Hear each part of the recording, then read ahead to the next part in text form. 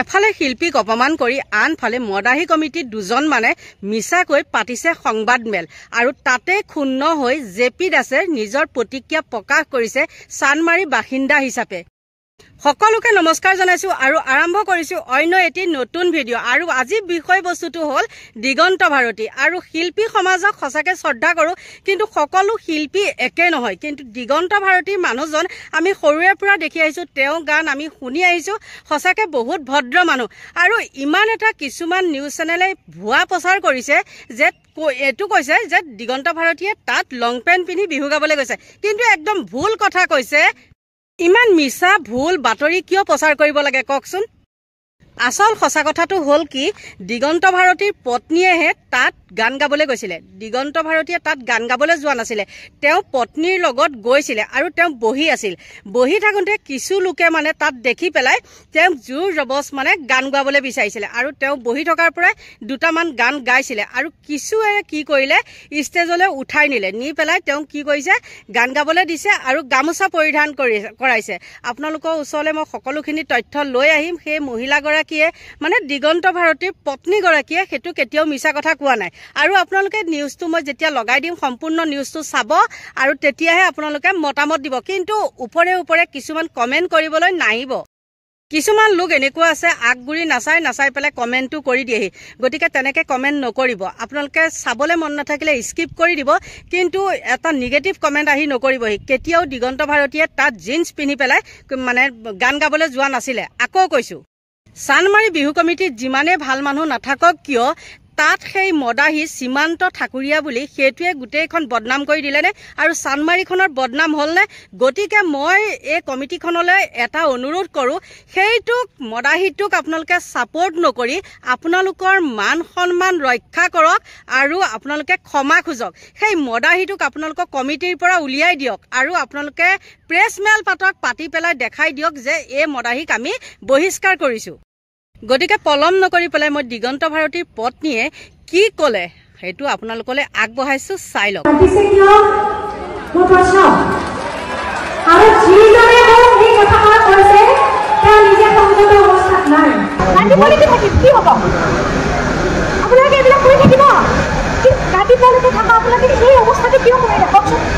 বিহু চলি আছে, বিহুত শেষ হ'ব দিয়ক। আপোনালোকে ধুনীয়াকৈ অতিথি চাব আহিছে, বহি আছে, কিহৰ কাৰণে ষ্টেজত মাতি দিলে?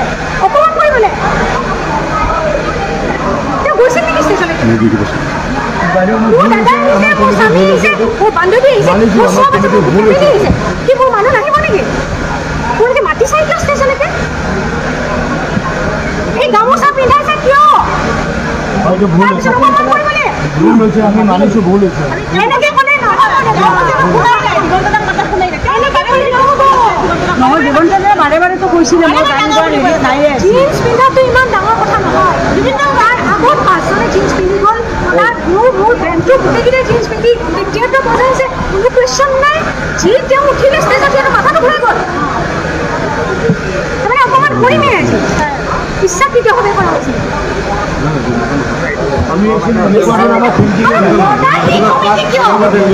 মোক লাগে চানমাৰী কমিটি ইমান গোটেই মানুহ মদ কিয় খাই আছে?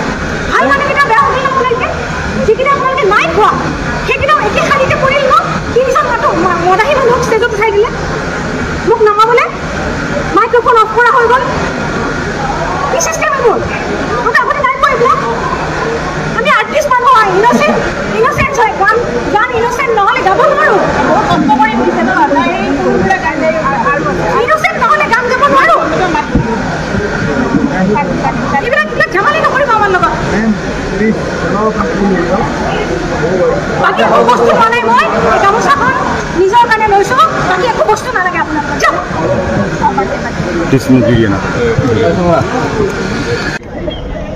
দুজন মানে মাতিবা, দুজন মানে এইটো কৰিবা।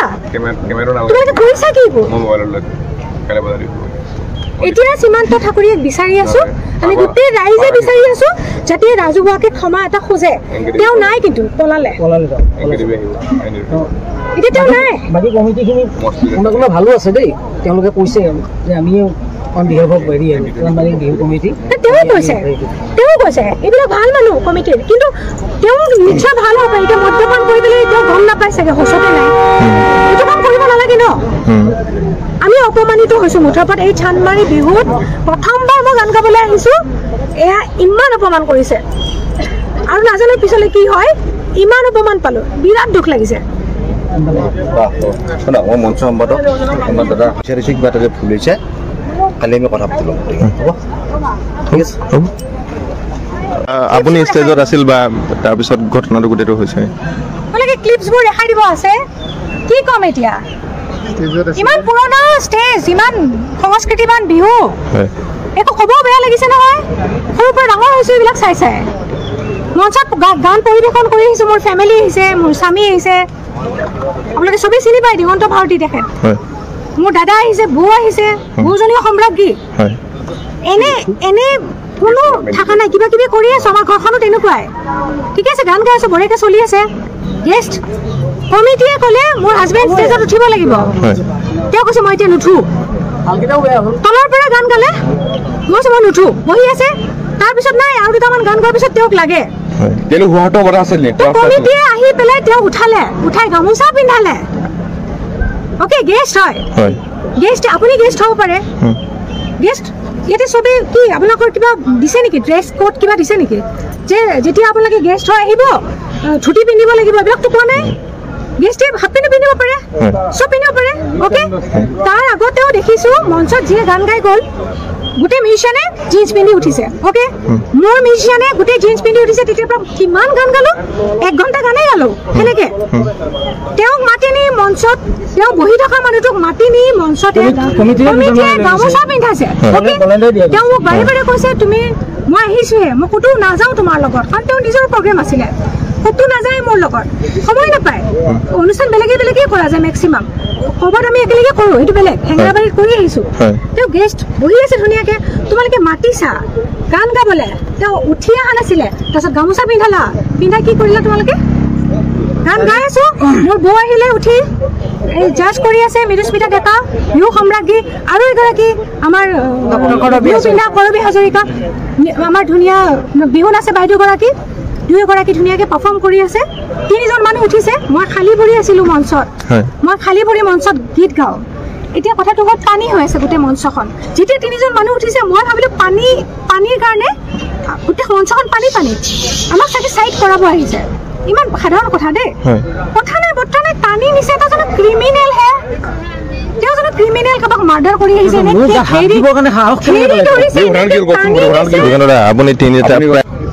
তাকে মই আজি ইয়াতে আহিছোঁ চানমাৰি বিহুত মানে মোক গেষ্ট হিচাপে মাতিছে তেওঁ সীমান্ত ঠাকুৰীয়া আৰু লগত 2জন আছিল তেওঁলোকৰ নাম নাজানো আৰু তাৰপিছত যেতিয়াই তেওঁ এইটো কথা কৈছে জিন্স পিন্ধি ইয়াতে আচলতে কোনো মঞ্চত উঠিব নোৱাৰে আৰে তুমি আগতে ডিচাইড নকৰিলা কিয় মানুহজনক মাতিছে কিয় মঞ্চত গাই থকাৰ মাজত ষ্টপ কৰি দিছে তোমালোকৰ নিজৰ মাজতে সেই সমন্বয়টো নাই কেইজন মানে মোক মাতি নিছে আৰু এটাৰে মাজতে 2জন আহি পেলাই মোক 3জন মানে মাইক্ৰফোন অফ কৰিছে সীমান্ত ঠাকুৰীয়াৰ মুখত গোন্ধ সুৰাপান মদৰ গোন্ধ আৰু আছে 2জন তেওঁলোকৰ আৰু 2জন আছে গোটেই মদাহী মইতো নিজে উঠা নাই মইতো গান গাব মই গোটেই কেইজনৰ নাম কোৱা নাই ইয়াতে বলেণ্ডাৰালিও আছে বেলেগ ভাল মানুহ অলপ ক'ব লাগিছিল বলেণ্ডাৰত আগতে গুচি গ'ল কমিটিৰ বেলেগ মানুহ আছে চবেই মদ খোৱা নাই দেই এইটো মিছা কথা কিন্তু এইকেইজন মানুহক তোমালোকে পাৰ্মিশ্যন কিয় দিলা মোক লাগে মই ধুনীয়াকৈ মঞ্চত গান গাই আছোঁ হা এই ড্ৰেছত আহিছে এইটো কি বিহু ড্ৰেছ নহয় মইতো নাজানো মোক মাতিব নালাগে ন মইতো নিজে অহা নাই নহয় তোমালোকৰ মাজৰে 2জন মানে মোক নি পেলাই আহক আমি 2টা গান গাব লাগিব মঞ্চখনটো আজি মোৰ আছিলে ন লৈ গৈছে তেওঁলোকে মোৰ স্বামী আহিছে লগত আহিব নোৱাৰে মোৰ স্বামী চাই থকা মাজৰ পৰা কৈছে আপুনি আহিছে যিহেতু 2টা গান গাব লাগিব আপুনি মোক টানি জোৰ জবস্তি তেওঁলোকে খুব দাবী দিছে মোক ভালে লাগিছে মৰম কৰি মোক দাবী জনোৱা যেন লাগিছে তাৰপিছত কোনোবা এজন হঠাতে আহি পেলাই গান গাই থকাৰ মাজতে এই সীমান্ত নে কিবা ঠাকুৰীয়া তেওঁ আহি পেলাই তেওঁ মানে মোক মানে মোটামুটি ঠেলা ঠেলিয়ে কৰিছে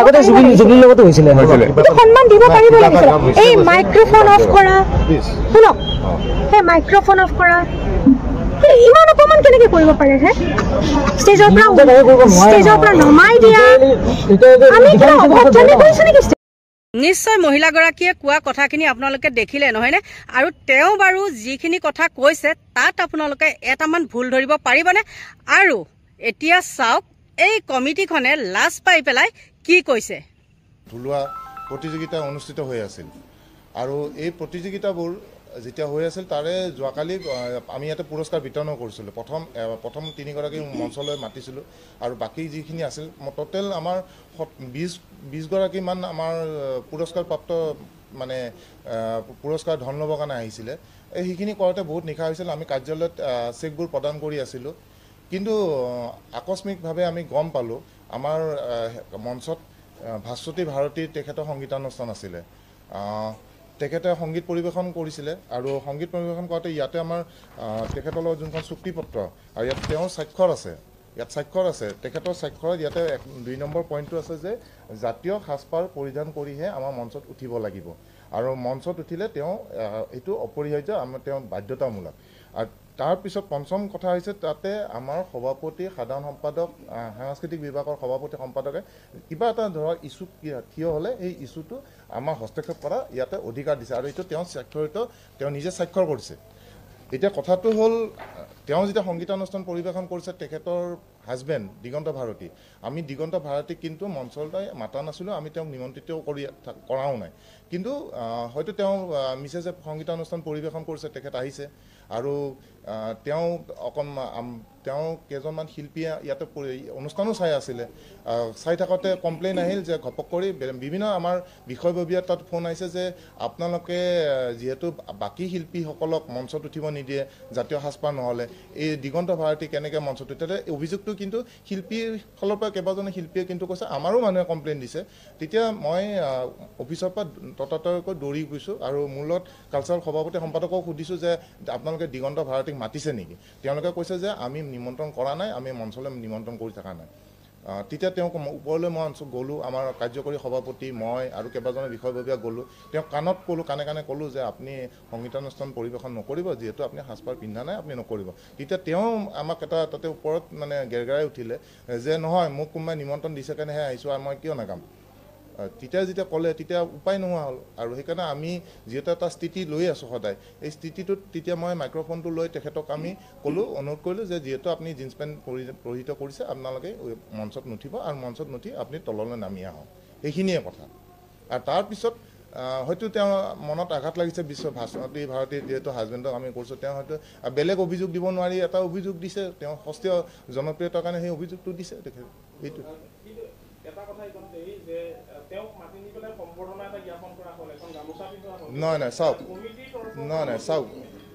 চাওক বিষয়ববীয়া আমি যিখিনি বিষয়ববীয়া সভাপতি সাধাৰণ সম্পাদক বা সাংস্কৃতিক বিভাগৰ সভাপতি সম্পাদক আছে তেওঁলোকে মাতিছিল নেকি ইয়াত আমাৰ 400 মেম্বাৰ আছে 400ৰ ওপৰত আছে হয়তো তেওঁৰ কোনোবা অনুৰাগীও থাকিব পাৰে কোনোবা তেওঁৰ সম্পৰ্কীয় মানুহ হ'ব পাৰে হয়তো মঞ্চত তেওঁ হয়তো আৰু এনেকুৱাও হয়তো হ'ব পাৰে যে তেওঁ হয়তো কৈছে যে তোমালোকে মোক মাতি দিবা মই মঞ্চত যাই পেলাই গীত পৰিৱেশন কৰিম হয়তো এনেকুৱা হ'ব পাৰে নাই নোৱাৰে মঞ্চত গামছা পিন্ধা নাই দেখাটো তলত পিন্ধা তলত ধৰক এনেই আমাৰ আপোনাকো পিন্ধিব পাৰে আমাৰ এটা বিষয়ববীয়া পিন্ধিব পাৰে নাজানো কিন্তু মই দেখা এই তথ্যটো আমি সেই মুহূৰ্তত নাই অৱগত নহয় নাই সেইটো অৱগত নহয় এতিয়া কথাটো হৈছে যে আমাৰ বিষয়ববীয়া আমি কৈছোঁৱেই আমাৰ সাংস্কৃতিক সভাপতি আছে সম্পাদক আছে আমাৰ সকলো বিষয় এই যোনে নিমন্ত্ৰণ কৰিব পাৰে তেওঁ কৰিছে নেকি তেওঁলোকেতো কৰা নাই নকৰি পেলাই তেওঁ মঞ্চলৈ গৈছে তেওঁ নিজেও উঠিব নালাগিছিল চাওক নহয় চাওক এটা কথা কওঁ নহয় তেওঁ যে ইয়াতে ক'লে যে চবেই মদ খাই থকা বুলি কথাটো ক'লে অকল ভাস্বতী ভাৰতী এটা অনুষ্ঠান পৰিৱেশন কৰিছে নেকি আৰু বিভিন্ন ব্যক্তি ইয়াতে উপস্থিত আছে বহুতো গণ্যমান্য ব্যক্তি ইয়াতে আহিছে মঞ্চত আহিছে তেওঁলোকক আমি সম্বৰ্ধনা জনাইছোঁ কথা কৈছে আমাৰ বেলেগ শিল্পীবিলাকো আহিছে পৰিৱেশন সংগীতানুষ্ঠান পৰিৱেশন কৰিছে কোনোবাই এইটো অভিযোগ ক'ব পাৰিছে নেকি আৰু 2 নম্বৰ কথা তেখেতৰ বয়েক এইখন মঞ্চতে অসম বিহুৱতী শ্ৰেষ্ঠ পেপুৱা শ্ৰেষ্ঠ ঢুলীয়াৰ তেওঁ জাজ হিচাপে আছিল আমি ইয়াতে মানে অৰ্থাৎ যোৱাকালি পুৱা 10 বজালৈ এই অফিচটোত কাৰ্যালয়টোত তেওঁলোকৰ যিকেইজন জাজ আছে সেই জাজবিলাকৰ লগত বহি আমি স্ক'ৰ শ্বীটত স্ক'ৰ ঠিক কৰি আছোঁ, ৰিজাল্ট ঠিক কৰি আছোঁ। ইয়াতে আমাৰ মোটামুটি 12টা বাজি গৈছে। সেই অভিযোগটো তেওঁৰ বৌয়েকে কওক, যদি আমাৰ ইয়াতে যদি কোনোবাই বিষয়ববীয়াই মদ খাই যদি ইয়াতে মাতলামি কৰি আছিল, তেওঁৰ বৌয়েকে কওকচোন। এই অভিযোগটো মই ডাঠি কৈছোঁ, তেওঁ কওকচোন। অকল তেওঁৰে নাকত গোন্ধটো লাগিল নেকি? আৰু তেওঁক কিমান আমি স্লেং লেংগুৱেজ কৰিছোঁ নে ফিজিকেলি এছল্ট কৰিছোঁ? আমি জাষ্ট এটা অনুৰোধ কৰিছোঁ, অনুৰোধটোক ইমান বিকৃত ৰূপ দিব নালাগে। অনুৰোধটোক ইমান বিকৃত ৰূপটো দিয়াটো বৰ দুৰ্ভাগ্যজনক। আমি যিখিনি কৰিছোঁ আমাৰ নিজৰ সভ্যতা সংস্কৃতি আমি বচাবৰ কাৰণে চেষ্টা কৰিছোঁ। আমি এই 4 দিন, বাকী সময়খিনি মই বাদ দিছোঁ, এই 4 দিন এটলিষ্ট মঞ্চখনত আমি জাতীয় সাজপাৰ পৰিধান কৰি যোনটো আমি পৰিকল্পনা কৰি আছোঁ, সেইটো কি আমাৰ অপৰাধ নেকি? সেইটো আমাৰ অপৰাধ নেকি? আমি সেইটো চেষ্টা কৰিছোঁ। আমি অলপমান ৰিজিড হয়, আমি ৰিজিড হৈছোঁ, কিন্তু সেইটো আমাৰ কিবা অপৰাধ নেকি? সেইটোকে বিকৃত ৰূপ দিছে নহয়। বিকৃত সস্তীয়া জনপ্ৰিয়তা তেওঁ কিয় লৈছে? মই অনুৰোধ কৰিছোঁ, এনেকুৱা ধৰণৰ বাৰ্তা যাব নালাগে। আমি শিল্পীসকলক যথেষ্ট শ্ৰদ্ধা কৰোঁ, যথেষ্ট মৰম কৰোঁ। আমাৰ আজিলৈ কোনো এজন শিল্পীক আমি ইয়াতে মানে হেৰি নকৰোঁ। আমাৰ যোনেই আহিছে চবকে আমি সন্মান কৰিছোঁ। আপোনালোক নিজেও জানে, আপোনালোক সাংবাদিক বন্ধুসকল ইয়াতে সদায় আমাৰ প্ৰগ্ৰেমত আহে। আপোনালোকে কেতিয়াবা পাইছে নেকি? আপোনালোকে ব্যক্তিগতভাৱে আপোনালোকে নিজকে প্ৰশ্ন কৰক। কোনোবা এজন ইয়াতে সাংবাদিক বন্ধু বহুত আছে, সকলোৱে আহিছে, কেতিয়াবা কোনোবাই আমাৰ পৰা বেয়া ব্যৱহাৰ বা কোনোবা ধৰণৰ এনেকুৱা কিবা দেখিছে নেকি? এজন ব্যক্তিৰ আধাৰত কথা নক'ব।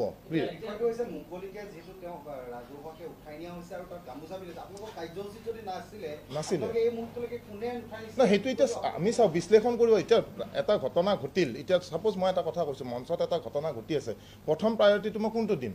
মঞ্চখনতে মই চাব যাব লাগিব। তাৰ ছেকেণ্ড প্ৰায়ৰিটি যোনে কৰিছে, যদি কোনোবা ব্যক্তিয়ে কৰিছে আমাৰ ব্যক্তি, তেতিয়াহ'লে তাৰ ওপৰতে বিহিত ব্যৱস্থা হ'ব।